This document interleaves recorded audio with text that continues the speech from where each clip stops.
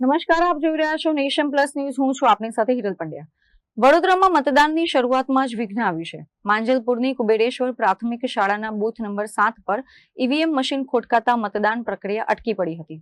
વડોદરા મહાનગરપાલિકાની ચૂંટણી માટે આજે સવારે 7 વાગ્યાથી મતદાનનો પ્રારંભ થયો છે. માંજલપુરની કુબેરેશ્વર શાળાના બૂથ નંબર 7 પર વહેલી સવારથી જ મતદાતાઓની અવરજવર શરૂ થઈ ગઈ છે. તંત્રની અપીલ પ્રમાણે મતદાતાઓ ઠંડા પોરમાં મતદાન કરીને પાછા ફરી રહ્યા હતા, પરંતુ અહીં મતદાન શરૂ થયાની માત્ર 30 મિનિટમાં જ ઈવીએમ મશીન ઠપ થઈ ગયું હતું. મશીન ઠપ થવાની જાણ થતાં જ ઝોનલ ઓફિસર અને ટેકનિકલ ટીમ ઘટના સ્થળે પહોંચી હતી અને મશીનને ફરીથી કાર્યરત કરવાની તજવીજ હાથ ધરવામાં આવી હતી.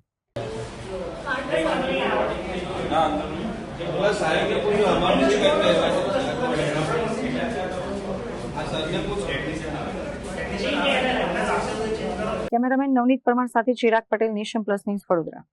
સમાચારોના સતત અપડેટ મેળવવા માટે અમારી નેશન પ્લસ ન્યૂઝની યુટ્યુબ ચેનલને સબસ્ક્રાઇબ કરો, બેલ આઇકન દબાવો અને જોડાયેલા રહો ફેસબુક, ઇન્સ્ટાગ્રામ અને ટ્વિટર પર.